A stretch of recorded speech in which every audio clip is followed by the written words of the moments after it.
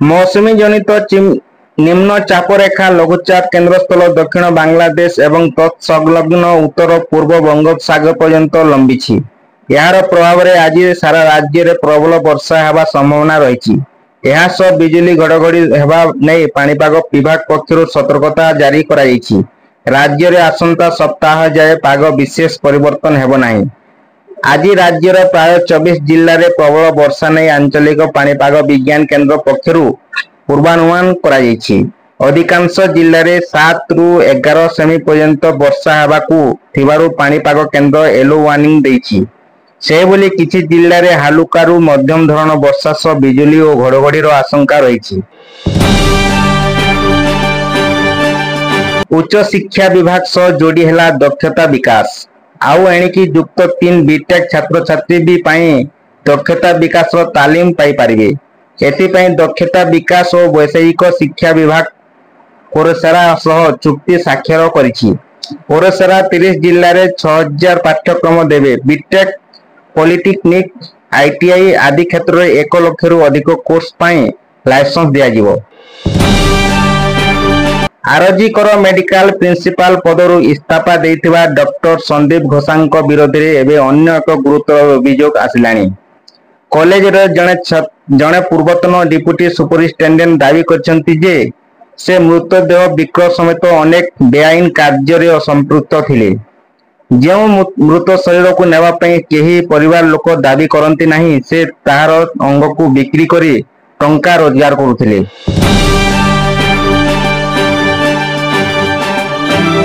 टंकाए बढ़िव मध्याह्न भोजन सहायता प्रति मिल पिछा दाम को 1 टंका वृद्धि कराजिवो।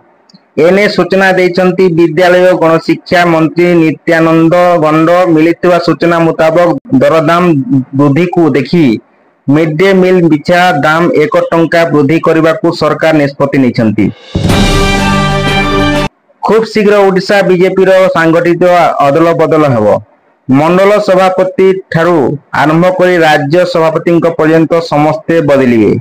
एने प्रस्तुति आरंभ होइछि। शनिवार नवा दिल्ली स्थित बीजेपी कार्यालय बीजेपी ओडिशा प्रभारी बीएस पाल सिंह तोमार सह प्रभारी लता उसेंडी, राज्य सभापति मनमोहन सामल, साधारण संपादक संगठन मानस कुमार महांती समेत ओडिशा बीजेपी संगठन दायित्व थिबा नेता माने बैठक करी एने रूपरेखा प्रस्तुत करथिबा जଣା पड़िछि। एणिकी चिलिका को डंगारे गले लाइफ जैकेट पिंधिबा को बाध्यमूलक करा जायछि। पर्यटक माने लाइफ जैकेट बिना डंगा उपरे चढ़ी पारिबे नाही। डंगारे लाइफ जैकेट सह लाइसेंस रेट चार्ट और आवश्यक पानी रखिबे डंगा मालिक। नियम पालन न कले संपुक्त यात्रीवाही डंगा बंद कर दिया जिवो बोली कड़ा निर्देश देइचंती कृष्ण प्रसाद, तहसीलदार और बीडीओ।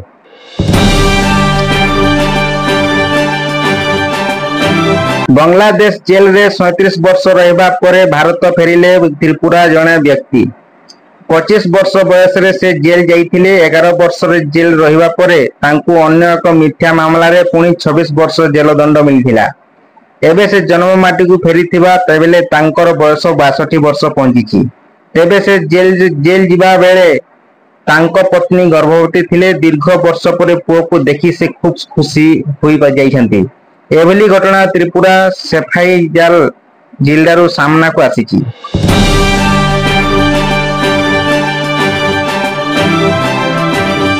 बदलिला युक्त 2 परीक्षा ढांचा। एणिकी हेबो इंटरनल परीक्षा। प्रैक्टिकल नथिबा विषय रे हेबो 80 मार्क थ्योरी परीक्षा। 20 मार्क इंटरनल परीक्षा। मात्र प्रैक्टिकल थिबा विषय रे इंटरनल परीक्षा हेबो नाही। एही विषय वस्तु 70 मार्क रो थ्योरी और 30 मार्क रो प्रैक्टिकल किंबा प्रोजेक्ट पेपर रहइबो। क्यों पाठ्यक्रम रु केते मार्क प्रश्न आसीबो ताहा ढांचा परिवर्तन कराइछि। एने उच्च माध्यमिक शिक्षा परिषद CHSE पक्षरु विस्तृत विवरणी प्रकाश कराइछि। CHSE ढांचा को अनुकरण करिछि। प्रथम गत वर्ष क्वेश्चन बैंक प्रस्तुत उपरे गुरुत्व देथिला। या परे चलित वर्ष या संगरे समस्त ट्रेड परीक्षा फल प्रकाश करिछि। सेही परि पिलांको मार्क वृद्धि और चाप मुक्त करिबा पई क्वेश्चन पैटर्न परिवर्तन करिछि। कोलकाता आरजी कर मेडिकल कॉलेज घटना को नहीं टीम इंडिया पूर्वतन कैप्टेन सौरभ गांगुली किछि एपरी बयान देथिले जहाकू नहीं सारा देश रे कंपन सृष्टि होइथिला किंतु परे गांगुली निज बयान उपरे सफेई देथिले से निजको साइलेंट प्रोटेस्ट भावरे देखै सोशल मीडिया रे निजर प्रोफाइल फोटो को कला करि देथिले एथिस कोलकाता विरोधी प्रदर्शन से निजे शामिल हेबा बोली मध्य कहिसंती।